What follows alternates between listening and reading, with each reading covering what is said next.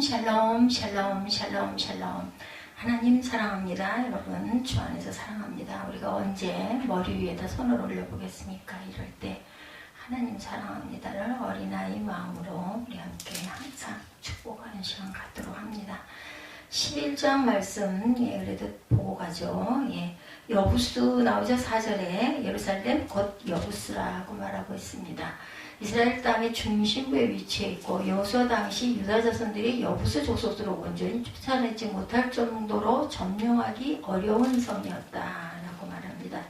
창세기 10장 16절에도 증거하죠. 여부수는 이스라엘 땅의 중심부다.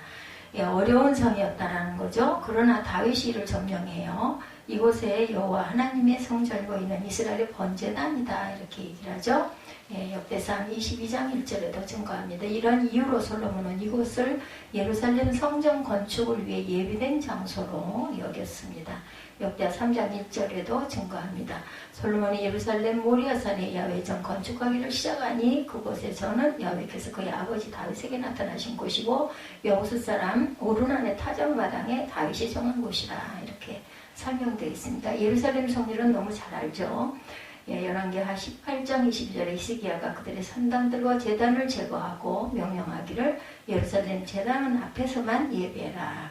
열왕기하 21장 4절에 내가 내 이름을 예루살렘에 두리라 하신 여호와의 성전에 제단을 쌓고 역대 6장 6절에도 예루살렘을 택하여 내 이름을 거기 두고 또 다윗을 택하여 내 백성 이스라엘을 다스리게 하였노라. 역대하 33장 4절에도 내가 내 이름을 예루살렘에 영원히 두리라 하신 여호와의 전에 제단을 쌓고 에스라 1장 1절에서 3절에도 유다 예루살렘의 성전을 건축하라 하셨나니 너희 중에 그의 백성된 자는 다 유다 예루살렘으로 올라와서 이스라엘 하나님 여호와의 성전을 건축하라. 그는 예루살렘에 계신 하나님이시라 말합니다. 스라의 아들 요압이 먼저 올라갔다고 하죠. 6절에 보면 다윗이 예루살렘을 점령하는 과정을 보여주는 구절입니다. 여부수성은 견고한 성과 다르게 그곳 사람들은 다리 저는 사람이나 맹인이라도 다윗을 이길 수 있을 것이다 라고 조롱하죠. 그러나 다윗은 여부수성에 물기는데 를 통해서 침입해서 성을 점령하고 이때 요압이 선두에 올라갔으므로 군 지휘관이 됩니다. 이 사건으로 다윗은 다리 저는 사람과 맹인을 미워하게 되었지만 다리를 저는 요나단의 아들 무비보셋은 예외로 엄청나게 사랑으로 섬기죠. 새 용사가 오늘 본문의 제목이고 본문의 중심이기도 합니다. 새 용사가 이런 행했더라. 19절이죠. 이 용사들은 자신의 생명을 돌아보지 않고 주의 종의 요구를 행하죠. 이와는 반대로 사울왕의 생명을 보호하지 못하고 위협하게 한 아브넬은 마땅히 죽을 자라며 다윗에게 책망을 받기도 합니다. 사무엘상 26장 15, 16절에 다윗이 아브넬에게 이르되 내가 용사가 아니냐? 이스라엘 가운데 너 같은 자가 누구냐? 그러한데 내가 어찌하여 내 주 왕을 보호하지 아니하느냐? 너희는 마땅히 죽을지어다. 다윗이 이렇게 아주 나무라죠. 용사라는 것은 사사기 7장에 증거합니다. 주의 종의 요구대로 순종하는 자여야 한다. 사사기 7장 17절에 그들에게 이르되 너희는 나만 보고 내가 하는 대로 하되 야훼를 위하여 기도를 위해야 한다. 사사기 7장 18절이죠. 나팔을 불며 이르기를 야훼를 위하라 기도를 위하라 하라 하니라. 용사의 사명을 다해야 되죠. 용사는 보이지 않는 야훼의 칼과 기도원의 칼이 적군을 물리치십니다. 사사기 7장 20절에서 22절에 외쳐 이르되 야훼와 기도원의 칼이다 하고 300명이 나팔을 불 때 야훼께서 그 온 진영에서 친구끼리 칼로 치게 하심으로 이기죠. 용사의 사명을 다한 자, 용사는 다윗의 세 용사들 둘째 세 사람, 역대상 11장 오늘 보면 15절에서 9절에 증거하는 이 세 사람이 블레셋 사람들의 군대를 돌파하고 지나가서 베들레헴 성문곁 우물물을 길어가지고 다윗에게 왔지만 내가 결단코 이런 일을 하지 아니하리라. 그들의 생명을 그 생명의 피를 내가 마실 수가 없다라고 사양하죠. 용사의 사명을 다하지 못한 사울의 군사령관 아브넬 사무엘상 26장 15, 16절 다윗이 아브넬에게 이르되 내가 용사가 아니냐 그러한데 내가 어찌하여 내 주 왕을 보호하지 아니하느냐 너희 주를 보호하지 아니하였으니 너희는 마땅히 죽을지니라. 햇사람 우리아가 나오죠. 바세바의 남편이죠. 우리아는 다윗이 번한 바세바의 남편입니다. 예, 그는 군사 중에 큰 용사들 가운데 한 명이었는데 이는 그가 다윗을 위해 생명까지도 내어놓을 수 있는 용사라는 의미를 갖고 있습니다. 그리고 다윗이 계획적으로 우리아에게 부임과 동침하도록 명령을 했지만 전쟁 중에 그리할 수 없다고 말한 것에서 그의 충성심을 우리가 알게 되죠. 그래서 보면 다윗의 개인적인 욕심과 이익 때문에 불의하게 죽게 되는 우리아. 사무엘하 11장 11절 우리아가 다윗에게 아뢰되 언약궤와 이스라엘과 유다가 야영 중에 있고 내 주 요압과 내 왕의 부하들이 바깥 들에 진치고 있거늘 내가 어찌 내 집으로 가서 먹고 마시고 내 처와 같이 자리이까. 내가 이 일을 행하지 아니하기로 왕의 살아계심과 왕의 혼의 살아계심을 두고 맹세하나이다. 이렇게 충성스러운 사람이었었는데 그만 다윗이 범죄를 하게 되죠. 오늘 역대상 11장에는 사울의 뒤를 이어서 왕이 오른 이대왕 다윗을 중심으로 예루살렘 정복에 관한 기사와 다윗의 용맹성 안에 모여든 용사들의 이야기, 그렇죠. 그래서 다윗에게 있는 용사의 제목이기도 합니다. 11장 10절에서 47절까지 우리 교도겠죠. 근데 다윗이 헤브론에서 유다 지파를 통치한 7년간에 대해서는 완전히 생략하고 있습니다. 역대기 저자는 다윗을 통하여 이루어진 하나님의 나라에 초점을 두고 여러 사건들을 다루지 않고 골격만을 취급했다라고 볼 수가 있어요. 역대상 11장은 다윗의 그 왕의 즉위 1절에서 3절 다윗을 왕으로 추대한 내용이 나오죠. 11장 1절에서 3절에서 읽지 않았으니 보고 갑니다. 온 이스라엘이 헤브론에 모여 다윗을 보고 이르되 우리는 왕이 가까운 혈족이니이다. 전에 곧 사울이 왕이 되었을 때도 이스라엘을 거느리고 출입하게 한 자가 왕이시었고 왕이 하나님 야훼께서도 왕에게 말씀하시기를 내가 내 백성 이스라엘의 목자가 되매 내 백성 이스라엘의 주권자가 되리라 하셨나이다. 아니라 이에 이스라엘의 모든 장로가 헤브론에 있는 왕에게로 나아가니 헤브론에서 다윗이 그들과 야훼 앞에 언약을 맺음에 그들이 다윗에게 기름을 부어 이스라엘의 왕으로 삼으니 야훼께서 사무엘을 통하여 전하신 말씀대로 되었더라. 그래서 다윗이 온 이스라엘과 더불어 예루살렘 곧 여부수에 이른 여부수 땅의 주민들이 거기에 거주하더라. 이렇게 말씀하고 있어요. 유다의 옛 성읍인 헤브론에 설명합니다. 네겝으로 올라가서 헤브론에 이르렀으니 헤브론은 애굽 소암보다 7년 전에 세운 곳이라. 그곳에 아낙 자손 아히만과 세세와 달메가 있었더라. 민수기 13장 22절에 증거합니다. 이렇게 사울과 그의 아들이 갈보아선에서 죽자 이스라엘은 명실상부한 왕정국가 체제로 돌입하는 계기가 되죠. 사울이 즉위할 때 어떤 이는 빈정거리기까지 했다고 해요. 사무엘상 10장 27절에 보면 다윗의 즉위는 백성들의 관심을 헤브론이라는 성읍에 집중시킬 정도로 엄청난 환영을 받습니다. 유다 옛 성읍인 헤브론, 민수기 13장 22절 네겝으로 올라가서 헤브론에 이르렀으니 헤브론은 애굽 소암보다 7년 전에 세운 곳이라. 그곳에 아낙 자손 아히만과 세세와 달메가 있었더라. 이스라엘은 모든 지파가 모였어요. 그죠? 사무엘하 5장 1절에도 증거합니다. 이스라엘의 모든 지파가 헤브론에 이르러 다윗에게 나와 이르되 보소서 우리는 왕의 한 고립인이다. 이렇게 고백을 합니다. 이스라엘 왕으로 즉위했어요. 3절에 나왔죠. 이스라엘 백성들은 이스라엘의 목자여 주권자라는 표현을 쓰므로 다윗을 진정한 목자여 주권자이신 하나님의 대리자로 부각을 시킵니다. 그리고 이스라엘 모든 장로를 비롯한 백성들이 회집하여 율법에 의한 규례대로 대관식을 거행합니다. 다윗은 야훼 앞에서 이스라엘 장로들에게 왕으로서의 준수해야 할 일을 하나님의 이름으로 약속을 하죠. 그리고 그런 이스라엘 장로들에게서 왕으로 기름 부음을 받았어요. 그죠? 목자로서 이스라엘을 다스릴 다윗 시편 78편 70절에서 71절입니다. 또 그의 종 다윗을 택하시되 양의 무리에서 취하시며 전양을 지키는 중에서 그들을 이끌어내서 그의 백성인 야곱 그의 소유인 이스라엘을 기르게 하셨더라. 이에 그가 그들을 자기 마음의 완전함으로 기르고 그의 손으로 능속함으로 그들을 지도하였다. 시편 78편 71절 72절이었습니다. 30세에 즉위하죠. 다윗은 사무엘하 5장 4절입니다. 다윗이 나이가 30세의 왕위에 올라 40년 동안 다스렸으되 헤브론에서 7년 6개월 동안 유다를 다스렸고 예루살렘에서 33년 동안 온 이스라엘과 유다를 다스렸더라. 40년 통치예요.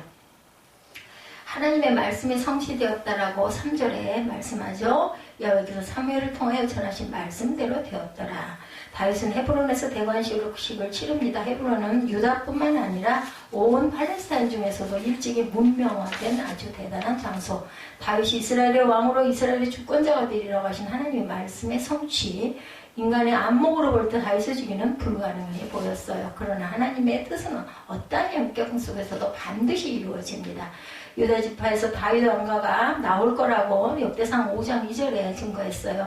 유다는 형제보다 뛰어나고 주권자가 유다에게서 났으나 장자의 명분은 누구에게? 요셉에게 있다라고 말하죠. 40년간 통치했다. 2장 11절에도 열왕기상 2장 11절에도 다윗이 이스라엘 왕이 된 지 40년이라 헤브론에서 7년 동안 다스렸고 예루살렘에서 33년 동안 다스렸더라. 시온산 정복과 수로 정해지죠. 정복해야 할 시온산에 대해서 5절에 증거합니다. 4절부터 봅니다. 다윗이 온 이스라엘과 더불어 예루살렘 곧 여부스에 이르니 여부스 땅의 주민들은 거기에 거주하였더라. 5절 여부스 원주민이 다윗에게 이르기를 내가 이리로 들어오지 못하리라 하나 다윗이 시온산성을 빼앗았은 이는 다윗성이었더라. 다윗성이 그 시온산성을 빼앗아가지고 이름이 다윗성이 됐다라는 거죠. 다윗이 정복했기 때문에 6절 다윗이 이르되 먼저는 여부스 사람을 치는 자는 우두머리와 지휘관으로 삼으리라 하였더니 수르의 아들 요압이 먼저 올라갔으므로 우두머리가 됩니다. 다윗이 그 산성에 살았으므로 무리가 다윗성이라 불렀고 다윗이 밀로에서부터 두루송을 찾았고 그 성의 나머지는 요압이 징수하였더라. 만군의 여호와께서 함께 계시니 다윗이 점점 강성하여 가니라. 그리고 이제 10절부터 오늘 본문이기도 하죠. 다윗에 있는 용사의 우두머리는 이러하니라 하고 설명하고 있습니다. 여부스 족속은 가나안 원주민인 여부스의 후손으로 이스라엘이 마땅히 물리쳐야 할 족속 가운데 하나였어요. 그런데 이스라엘 사람들은 여부스인과 함께 거주합니다. 여부스성은 남북 두 지역의 중앙에 위치하고 있었고 다윗 시대까지도 이곳은 여부스족 거주지로 인정되어 왔습니다. 다윗은 통일왕국을 이루려는 야망을 가졌기에 여부스족이 차지한 시온산성을 정복하고 이름을 다윗성이라 불렀죠. 가나안 계통의 한 족속인 여부스 족속에 대해서 창세기 10장 15, 16절에 증거합니다. 가나안은 장자 시돈과 헷을 낳고 또 여부스 족속과 아모리 족속과 기르가스 족속과 히비 족속과 알가 족속과 신 족속과 이렇게 나왔다라고 쭉 이어집니다. 베냐민 지파에게 약속된 기업인 여부스였습니다. 베냐민 지파에게 약속된 기업 여부스. 여호수아 18장 28절입니다. 셀라와 엘랍과 여부스 곧 예루살렘과 기브앗과 기라신이 14성읍이요 또 그 마을들이라 이는 베냐민 자손이 그들의 가족대로 받은 기업이었더라. 여부스는 베냐민 지파가 받았습니다. 그 기업입니다. 시온산을 정복했다라고 5절이죠. 다윗의 일행이 여부스에 이르자 여부스 사람들은 다윗의 시체를 모르고 조소합니다. 이에 다윗은 시온산성을 먼저 치는 자를 장관으로 삼겠다 이렇게 선포하죠. 이 제안에 요압이 났습니다. 오랫동안 여부스 족속이 차지했던 시온산성은 이렇게 해서 다윗에게 정복이 됩니다. 이스라엘에게 언약된 땅이기도 했습니다. 출애굽기 13장 5절에 보면 여호와께서 너를 인도하여 가나안 사람과 헷 사람과 아모리 사람과 히비 사람과 여부스 사람의 땅 곧 내게 주시려고 내 조상들에게 맹세하신 바 젖과 꿀이 흐르는 땅에 이르게 하시거든 너는 이달에 이 예식을 지켜 이리 동안 무교봉을 먹고 일곱째 달에는 야훼께 절기를 지키라 이렇게 말씀했어요. 야훼께서 정복을 약속하셨어요. 신명기 7장 24절에도 그들의 왕들을 내 손에 넘기시니 너는 그들의 이름을 천하에서 제하여 버리라. 네, 너를 당할 자가 없이 내가 마침내 그들을 진멸하리라 이렇게 말합니다. 예루살렘에 정도를 합니다. 다윗은 여호수아 1에 정복되지 못했던 여부스족의 거주지를 빼앗아 다윗성을 세우죠. 이것은 이스라엘이 점령된 후 예루살렘으로 불리게 됩니다. 이 여부스가 나중에 예루살렘 성이 된 거죠. 다윗은 이것을 통일왕국의 수로 삼았어요. 이스라엘 백성에게서 예루살렘은 정치, 종교, 문화 중심지죠. 그들의 모든 삶을 지배하는 거룩한 산 시온산이라고도 하고 시온성이라고도 하고 다윗성이라고도 하는 같은 장소입니다. 이스라엘의 새 수도가 된 예루살렘 사무엘하 5장 5절입니다. 헤브론에서 7년 6개월 동안 유다를 다스렸고 예루살렘에서 33년 동안 온 이스라엘과 유다를 다스렸더라. 예루살렘에서 아까 얘기한 여부스 족속을 친 그 여부스 그곳이 바로 예루살렘 성이 된 거죠. 다윗의 용사들에서 부하들의 용맹에 대해서 6절, 7절에 다윗이 이르되 먼저 여부수 사람을 치는 자가 오도말에 요압이 여기서 등장하죠. 다윗의 번영은 무엇보다 하나님께서 그와 함께 하셨기 때문이다. 어떤 일도 그렇습니다. 우리가 세상 살아가는 모든 이치가 그냥 예사로 우연이 된 일은 없죠.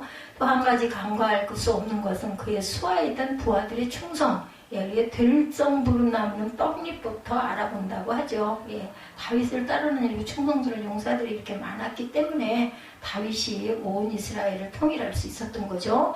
영웅 주위에 영웅이 모이듯 다윗에게는 수많은 용사들이 모여듭니다. 여로보암은 다윗의 용사들 중에 가장 높은 지휘관으로 그는 한 번에 300명의 적을 죽이기도 했다. 여기서도 또 여로보암이 등단을 하죠. 엘르아살과 산마를 비롯해서 생명을 걸고 베들레헴 물물을 길어온 세 용사 요압의 아우 아비새와 여호야다의 아들 분하야 등 용명한 전사들이 다윗과 함께 한다. 바제 성품이 얼마나 좋고 통솔력이 있었으면 이렇게 귀한 용사들이 모여들었겠습니까? 그죠?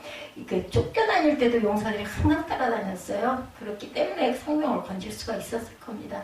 이들 중에는 빛나는 전과로 후손에게 휘저들 영웅도 있지만 이름 없이 빛도 없이 살아있는 용사들도 있었습니다. 다윗과 행동을 항상 같이 했죠. 사무엘상 27장 2절에 보면 다윗이 일어나 함께 있는 사람 600명과 더불어 가드왕 마옥의 아들 아기스에게로 건너가니라. 이 600명을 어떻게 먹였을까요? 참 그게 궁금해요. 용사들과 다윗 7절에서 9절 증거되어 있었죠. 예, 다윗이 그 산성에 살았으므로 우리가 다윗성이라 불렀고 다윗이 밀로에서부터 두루성을 쌓고 그 성의 나머지는 요압이 증수하였다. 만군의 여호와께서 함께 계시니 다윗이 점점 강성하여 가니라. 예, 그래서 다윗의 우두머리들에 대해서 쭉 또 이어지죠. 다윗은 베들레헴 우물물을 마시고자 하는 갈망이 컸으나 그 물을 얻었을 때 그 물을 마시지 않고 야유게 드리죠. 다윗이 이러한 행동은 하나님께 영광 돌리려는 그의 신앙을 엿볼 수가 있습니다. 차마 내가 어떻게 이 귀한 걸 먹겠나 이런 마음이죠. 우리도 그럴 때가 있죠. 누가 뭘 좀 갖다 주거나 사다 주면은 너무나 귀하면은 저도 그걸 잘 못 먹습니다. 그리고 이걸 내가 어떻게 먹어? 이런 마음. 예전에 우리 어머니들은 다 그랬어요. 놔뒀다가 우리 아들 줘야지, 남편 줘야지 이러고는 못 먹죠. 공평하게 치리하는 다윗입니다. 사무엘상 30장 24절입니다. 이 일에 누가 너에게 듣겠느냐? 전쟁에 내려갔던 자의 분깃이나 소유물 곁에 머물렀던 자의 분깃이 동일할지니 같이 분배할 것이니라 하고 그날부터 다윗이 이웃으로 이스라엘의 율례와 규례를 삼았더니 오늘까지 이르렀다. 공평하게 다윗은 치리했다는 거죠. 사무엘상 30장 24, 5절이었습니다. 다윗에게 충성을 맹세하는 용사들에 대해서 역대상 12장 18절에도 증거합니다. 갓사람 중에 광야에 있는 요새에 이르러 다윗에게 돌아온 자가 있었으니 다 용사요 싸움에 익숙하여 방패와 창을 능히 쓰는 자라. 그의 얼굴은 사자 같고 빠르게는 산의 사슴 같으니 그 우두머리는 에셀이요 둘째는 오바다요 셋째는 엘리압이요. 이렇게 이름까지 검열이 돼서 나옵니다. 스파르타의 300용사에 관한 이야기는 우리가 영화에서도 많이 봤어요. 그죠? 아주 감동적인 그러한 그 영화이기도 했습니다. 페르시아의 20만 대군이 그리스를 2차로 침략해 왔을 때 스파르타의 레오나다스 왕은 아테네가 정복되고 나면 그 다음은 바로 우리 차례가 될 것이다 하고 알고 있었기 때문에 함께 동맹군을 결성하고 대항합니다. 그렇지만 스파르타의 국민들은 자국 군대가 국경 밖으로 나가면 국내에서 노예들이 반란을 일으킬까 두려웠기 때문에 참전을 꺼렸다고 해요. 그 결과 네오니다스 왕은 겨우 300명의 군인들만 데려갈 수가 있었는데 수적으로 도저히 상대가 되지 않은 전력이었음에도 불구하고 네오니다스 왕은 그들을 이끌고 테르모필레라는 곳으로 나아가 페르시아와 대군을 맞이합니다. 그곳은 페르시아군이 반드시 통과해야 하는 좁은 통로였는데 한쪽은 험준한 산이었고 다른 한쪽은 바다로 떨어지는 절벽이었다고 그래요. 페르시아 군대가 한꺼번에 많은 병력을 투입할 수 없는 천혜의 요지, 그쪽은 병력이 많으니까 이쪽 이런 아주 요지를 잘 아는 것도 전략이 굉장히 중요하죠. 어릴 때부터 정예군인으로 훈련을 받았던 스파르타의 용사들은 그곳을 일주일 동안이나 페르시아군을 용감히 막아냈다고 그래요. 그런데 상금의 눈이 먼 그리스의 한 농부가 페르시아의 크세록세스 왕에게 산을 넘을 수 있는 우회로를 가르쳐주는 바람에 결국 앞뒤로 포위를 당하는 지경에 처하고 말았어요. 참 기가 막히죠. 이 역적이죠, 역적. 그럼에도 불구하고 네오니다스 왕을 위시한 300용사들은 끝까지 저항하고 싸웠고 그 결과 단 한 명도 남지 않고 전원장렬하게 전사했던 그런 이야기가 있다고 합니다. 그런데 그 희생 덕분에 시간을 벌게 되었던 그리스 동맹군은 결국 전쟁에서 승리를 하고 그 후에 그리스 사람들이 테르모필레의 협곡에 그 300용사를 기념하는 비를 세웠는데 거기에는 길손들이여 스파르타에 가서 전해주오. 조국의 명을 받들어 우리가 여기 이렇게 누워있노라 이렇게 새겨졌다고 합니다. 참 그거 완전히 역적이네요. 이스라엘의 전성기를 이루었던 다윗왕 역시 그처럼 용감한 저의 용사들을 거느리고 있었다는 거죠. 오늘의 본문이 바로 그 용사들의 대표적인 전공을 총망라에 내놓은 것인데, 자, 예나 지금이나 전투하는 지상교회가 원수마귀를 대적하는 그 싸움에서 승리하기 위해서 우리 크리스찬들이 과연 어떤 영적 용사가 되어야 하는지 함께 상고합니다. 신앙의 용사는 전세가 불리할 때일수록 더욱 용맹을 발휘하여 자기 판에 사기를 북돋워야 되겠죠. 본문 10절부터 14절에 다윗에게 있는 용사의 두목은 이러하니라 시작되죠. 이 사람들이 온 이스라엘로 더불어 다윗의 힘을 더하 나라를 얻게 하고 세워 왕을 삼았으니 이는 야훼께서 이스라엘에 대하여 이르신 말씀대로 함이었더라. 말씀이 이루어졌어요. 다윗에게 있는 용사의 수요가 이러하니라 학몬 사람의 아들 야소부암은 30인의 두목이라 저가 창을 들어 한때 300인을 죽였고 12절에 그 다음은 아호와 사람 도도의 아들 엘르아살이니 세 용사 중 하나이라 13절에 저가 바스담림에서 다윗과 함께 하였더니 블레셋 사람이 그곳에 모여와 치니 거기 보리가 많이 난 밭이 있더라. 백성들이 블레셋 사람 앞에서 도망하되 저희가 그 밭 가운데 서서 그 밭을 보아하여 블레셋 사람을 죽였으니 야훼께서 큰 구원으로 구원하셨습니다 라고 기록되어 있습니다. 여기 나타난 두 용사들은 소위 세 용사 혹은 첫 3인이라 불린 자들 중에 속한 멤버였는데 그처럼 용맹과 무공으로 유명했던 삼총사 중 첫째가 바로 30인의 두목인 야소부암이었다. 그러니까 이름 정도는 되도록이면 기억을 해야죠. 제 기억력은 약하지만 꼭 기억하시기 바랍니다. 본문에 그 야소부암이 창을 들어 한때 한꺼번에 300인을 죽였다라고 얘기하죠. 같은 사건을 기록하고 있는 사무엘하 23장 8절에 보면 그가 800명을 죽였다라고도 나와 있어요. 아마 사무엘하에 있는 것은 그가 죽인 적군 전체의 숫자이고 이 역대상 11장 내용은 어느 한 전투에서 일시에 죽인 숫자를 말하는 것이 아닐까. 그래서 우리가 참 해석을 잘해야 됩니다. 이거 틀렸잖아 이렇게 생각을 하면 안 되죠. 이 야소부암이 300명을 한 전투에서 죽였을 때 혼자였는지 아니면 중과부적이었는지 자기 편 부하가 있었는지 특별히 앞장을 서서 종횡무진으로 적군을 유린했던 것인지는 정확히 알 수가 없지만 그 자리에 있는 사람 외에는 어떤 상황이었든 간에 야소부암은 수적으로 절대 불리한 상황에서 놀라운 용맹을 발휘함으로 전세를 뒤집고 아굴의 사기를 크게 진작시켰던 것만은 틀림이 없겠죠. 압도적인 적군의 세력을 보면서 다들 두려워하고 있는 판이었는데 자기 편의 장군이 몸소 앞장서서 돌격하고 혼자 적군 300명을 쳐 죽이는 모습을 목도하니 얼마나 그저 사기가 돋았겠죠. 그런 소식을 듣게 되었을 때 부하들이 얼마나 용기 백배가 됐을까. 중요한 건 이거예요. 그죠? 용장이 앞에 나가가지고 막 치고 나갈 때 나머지가 힘이 나죠. 용사는 이처럼 자기 혼자만 잘 싸우는 것으로 끝나는 게 아니고 그 용감무쌍한 솔선수범을 통해서 아군의 용기를 북돋아주고 함께 승리하는 군대로 만들어주는 것. 이것이 바로 용장이죠. 3인 중 둘째 용사인 엘르아살도 그랬다고 합니다. 바스담림이라는 곳에서 다윗과 함께 하였다라고 하죠. 아마 엘르아살이 다윗을 경호하는 임무를 맡고 있었던 것 같은데 갑자기 블레셋군의 기습공격을 당하게 되고 순식간에 전사가 몰리게 되면서 백성들이 블레셋 사람 앞에서 당연히 도망갔겠죠. 통상 실전에서 그처럼 아군의 병사들이 전선을 이탈하면서 탈주하기 시작하면 전쟁은 이미 진 거죠.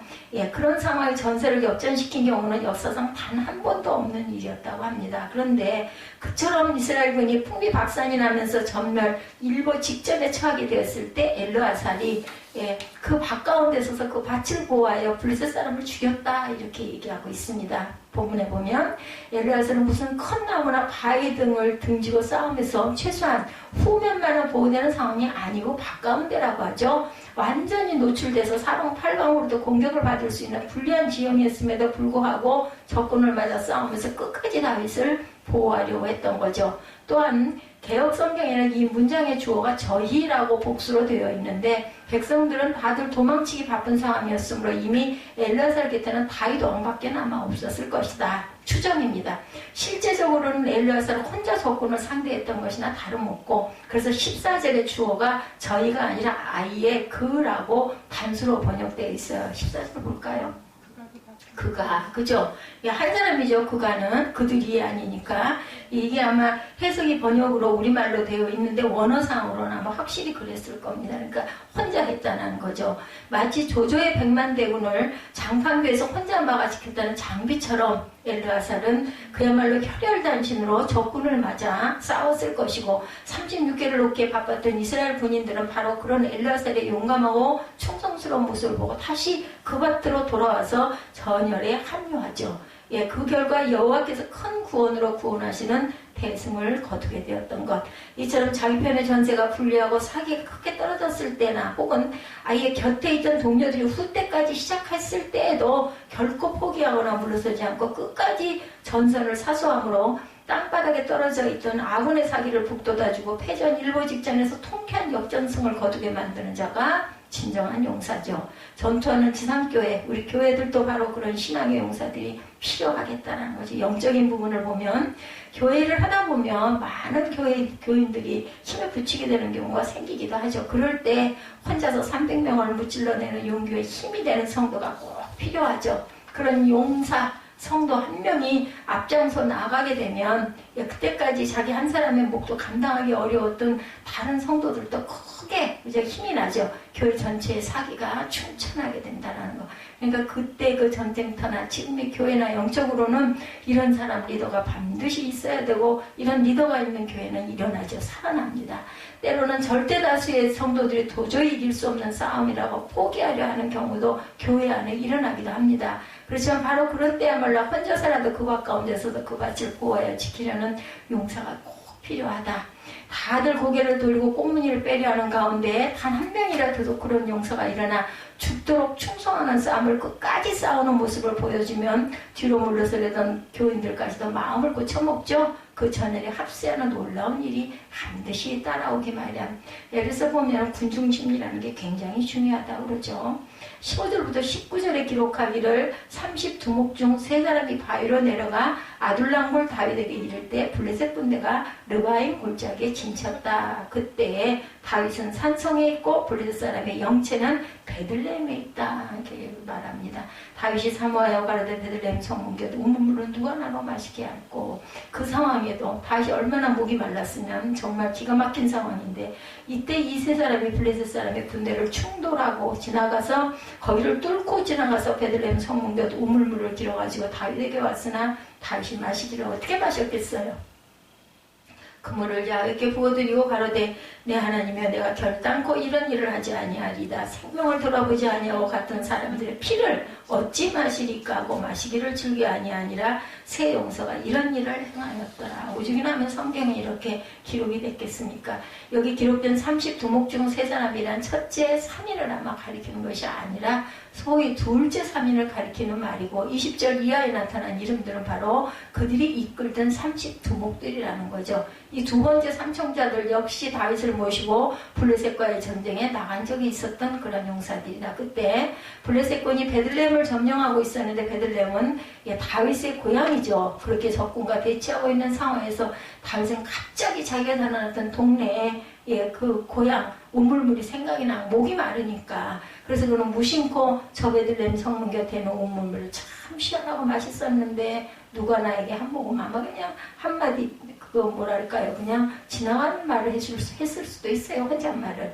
그것은 어떤 명령이 아니었어요. 그죠? 다윗이 고향 동네를 바라보다가 추억의 사라져 옆에서 문득 튀어나온 말인데 다윗의 말이 떨어지자마자 두 번째 삼총사들이 당장에 블레셋 군대를 충돌하고 베들레헴 성문곁 우물로 돌진해 들어간 사건입니다. 그 우물물 한 그릇을 길어오기 위해서 적군의 영체가 있는 한가운데를 그 3명이 그야말로 생명을 내걸고 좌충우돌하며 뚫고 들어갔던 것, 그리고 결국 우물물 한 바가지를 떠가지고 다윗 왕에게 바치죠. 다윗은 느닷없이 자기 앞에 바쳐진 물 한 바가지를 보고 기가 막혔을 거예요. 그저 무심코 내뱉은 한마디 때문에 그 충성스럽고 용맹스러운 부하 3명이 문자 그대로 목숨을 걸고 적진을 뚫고 다녀온 거죠. 다윗이 참 보면은 감성도 풍부한 사람이에요. 그죠? 네, 그러면서도 어떻게 그렇게 대단한 용사였는지 모르겠어요. 정말 살아 돌아왔기에 망정이지. 만약에 그 말 한마디 때문에 갔다가 그 3사람이 죽었더라면 어땠겠습니까? 그들 중 한 명이라도, 그죠? 중상위로 있게 되었으면 다윗은 아마 엄청난 좀 자괴감에 빠졌을 겁니다. 다윗은 그물을 마시기를 기뻐 아니하고, 기뻐 아니었다라는 여기에 이런 해석은 그게 아니라 감히 내가 먹을 수 없다라는 거죠. 그리고 야훼께 부어드렸다. 그 물물을 그 자리에서 즉시 관제로 하나님께 바칩니다. 그러면서 기도하기를 하나님 내가 결단코 이제 이런 일을 절대로 안 하겠다. 이 사람들이 내게 겨우 물 한 바가지를 갖다 주기 위해서 자신의 생명까지 돌아보지 않고 적진으로 돌격을 하게 만든 이런 어리석은 짓을 저는 다시는 저지르지 않겠다라고 고백을 하죠. 바꿔 말하면 하나님 이 용사들의 이런 축병이 어떤 경우에도 다윗이라는 한 개인의 유익을 위해서 사용되어서는 안 되겠습니다. 라는 고백입니다. 이들이 자신의 생명을 돌보지 않고 바치는 이 고귀한 충성과 용맹은 오직 하나님만을 위해 쓰도록 하겠다. 예, 그런 고백이죠. 회개와 서원의 기도. 그 세 용사들 역시 다윗의 이러한 모습을 보고 새삼 깨닫는 바가 많았겠죠. 그들은 지금 다윗의 개인적인 영달을 위해서 싸우는 것이 아니라 오직 하나님의 영광을 위해서 그리고 하나님께서 선민으로 택하신 이스라엘을 위하여 쓰임받고 있다는 사실을 절실 또한 깨달고 새로운 결단과 각오를 다져야 되겠다는 거죠. 그래서 하나님 나라도 마찬가지입니다. 오늘 목사를 너무 그저 우상처럼 숭배하고 막 목사님의 그런 어떤 부분의 그 말이라면 뭐 하나님처럼 이게 조심스러운 부분이라는 거죠. 물론 주의 종을 섬기는 건 좋지만 절대로 하나님보다 위에 놓을 수는 절대 없다는 거죠. 다윗의 이 부분이 바로 이것을 회개했다라는 겁니다. 예, 우리 교회부터 목사님들 이런 부분들 우리가 잘 생각해야 됩니다. 내가 무엇을 하면 우리 목사님 좋아하실까? 예전에 그 권사님들, 연세 드신 권사님들이 참 이런 부분이 많았어요. 예, 그냥 감 하나만 봐도 예전에는 이런 게 귀했잖아요. 그걸 그냥 꼭꼭 쌈에 두었다가 목사님한테 이렇게 바치는 그런 일들도 많고, 저도 그런 모습을 많이 봤습니다. 예, 그래서 정말 그럴 때 또 성도에 대한 사랑이 또 솟아 일어나죠. 그런데 그것이 하나님보다 더해서는 안 된다는 거죠. 예. 자기가 섬기는 일이 목사나 성도라는 사람을 위한 것이 결코 아니라 오직 살아계신 하나님을 위해서 바치는 실로 고귀하고 영예로운 헌신, 그것이 바로 충성, 하나님께 올리는 충성이고 예배죠. 신앙의 용사는 각자 자신에게 주어진 사명의 책임만큼은 목숨을 바쳐서라도 반드시 그죠? 완수하는 그러한 모습이었는데 20절에서 25절의 말씀에 요압의 아와 아비새는 그 3인의 두목이라 저가 창을 들고 300인을 죽이고 3인 중에 이름을 얻었으니 저는 둘째 3인 중에 가장 존귀하여 저희의 두목이 되었으나 그러나 첫째 3인에게는 미치지 못했다. 여기서도 보면 서열이 있네요. 그죠? 아주 더 유명, 아주 뭐라 그래야 돼요? 대장격들 있고 또 둘째 3인 있고 이렇게 내려가죠. 22절에 갑스엘 용사의 손자 여호야다의 아들 분하야는 효용한 일을 행한 자라 저가 모압 아리엘의 아들 둘을 죽였고 또 눈 올 때에 함정에 내려가서 한 4달을 죽였으며 장대한 애굽 사람을 죽였는데 그 사람의 키가 5규빗이요 그 손에 든 창이 배틀째 같으나 저가 막대기를 가지고 내려가 그 애굽 사람의 손에서 창을 빼앗아 그 창으로 죽였더라. 자세하게도 기록되어 있습니다. 24절에 여호야다의 아들 분하야가 이런 일을 행하였으므로 세 용사 중에 이름을 얻고 30인보다 존귀하나 그러나 첫 3인에게는 미치지 못하니라 다윗이 저를 세워 시위대 장관을 삼았더라. 이렇게 기록됩니다. 여기에 나오는 두 사람은 바로 앞에 언급한 두 번째 3인에 포함되는 용사들, 이제 원물 가서 물기로 온 두 번째 3인이죠. 그중 하나인 아비새로 말하자면 그 역시 창을 들어 300인을 죽이고 3인 중에서도 우두머리가 되었다. 첫 번째 3인의 우두머리였던 야소부암의 버금가는 용맹과 무공을 자랑했던 거죠. 또 한 사람 분하야 역시 효용한 일을 행한 용사였다고 했는데 이 말은 많은 공격을 세웠다는 뜻을 갖고 있습니다. 그가 모압 아리엘의 아들 둘을 죽였다고 했는데 이것은 모압의 사자같이 용맹스러운 두 장수를 죽였다라고 번역하는 것이 아마 적절할 것이고 그뿐 아니라 분하야는 눈 올 때 함정에 내려가 한 4자를 죽였다고 했는데 그것은 아마 눈이 덮여 먹을 것을 찾지 못해 인가에 내려온 사자가 함정에 빠졌을 때 그 속에 뛰어들어가 직접 사자를 죽여가지고 고기를 삼았지 않았겠어요? 먹을 게 없으니까. 그는 키가 5규빗 즉 2.3m 그리고 배틀채같이 굵은 창을 가진 장대한 애국 사람을 상대로 막대기만 가지고 싸우는데 결국 그의 창까지 빼앗아 그 거인을 죽인 적도 있었다. 그리고 26절 이하에 보면 그 외의 용사들의 명단까지 47절까지 우리가 그 발음이 잘 안 돼가지고 읽었던 그 이름들입니다. 여기 기록된 내용만 봐도 알 수 있듯이 둘째 3인이나 30인에 속한 다윗의 부하들 역시 대단한 용명을 발휘했고 혁혁한 무공을 남긴 용사들이었다. 근데 본문에 다시 보면 이들에 대한 특별한 주석에 따라붙어요. 21절에 보면 아비새를 가리켜서는 저는 둘째 3인 중에 가장 존귀하여 두목이 되었으나 첫째 3인에게 미치지 못했다고 하죠. 분하에 대해서도 역시 25절에 30인보다 존귀하니 그러나 첫 3인에게 미치지 못했다. 객관적인 판단을 통해서 볼 때 이 둘째 3인보다는 첫째 3인이 단연 뛰어나다. 그러니까 첫째 3인이겠죠. 다시 말해서 다윗의 휘하에 있던 부하들이 개개인으로 보면 다 뛰어난 용사임에 틀림없지만 비교해 보면 그 중에 가장 돋보이는 첫 3인이 있었고 그 다음에 둘째 3인이고 그 외에 30인의 용사가 있었다. 우리가 이렇게 해석을 하면 됩니다. 그렇게 능력의 차이는 있었다 할지라도 그들은 모두가 다윗이 이스라엘 왕국을 강력히 건설하는데 꼭 필요한 존재였으면 두말할 나위가 없죠. 아무리 첫사민이 그처럼 돋보이는 용사들이었다 할지라도 그들의 힘만으로는 막중한 일을 감당해내기가 어려웠을 것입니다.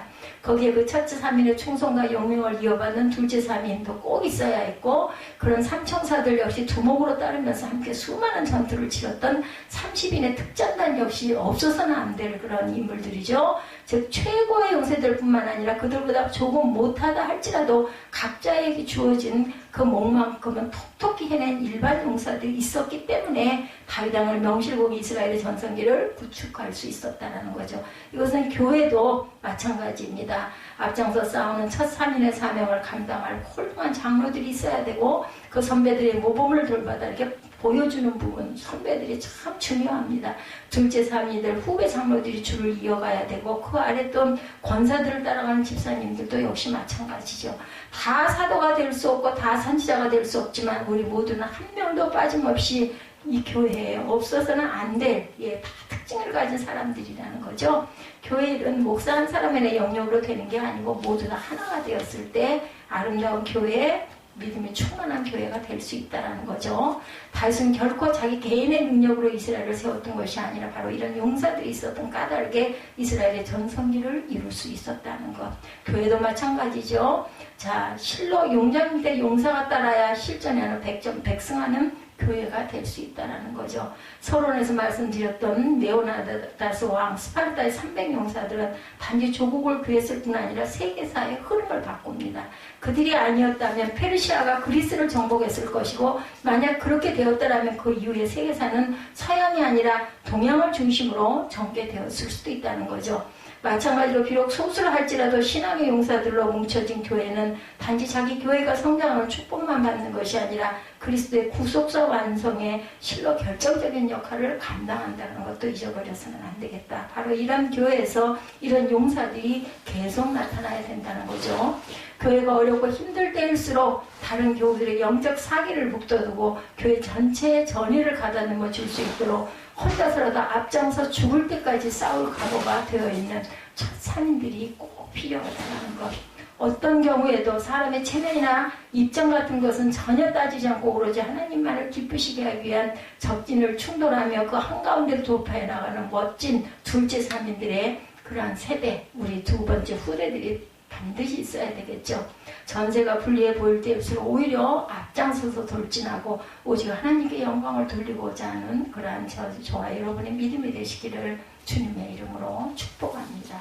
오늘은 역대상 11장을 통해서 다윗에게 있었던 아주 그 신실한 용사들, 첫째 3인, 둘째 3인, 그 뒤에 있던 30인의 용사들, 그리고 그 뒤를 따랐던 많은 용사들의 그러한 내용, 다윗이 혼자가 아니라 이 많은 용사들을 잘 거느렸기 때문에 하나님의 은총과 축복을 받았다라는 거죠. 예배가 좀 길었기 때문에 자, 우리 너희는 두려워 말고 찬양하고 축도로 예배를 마치도록 합니다.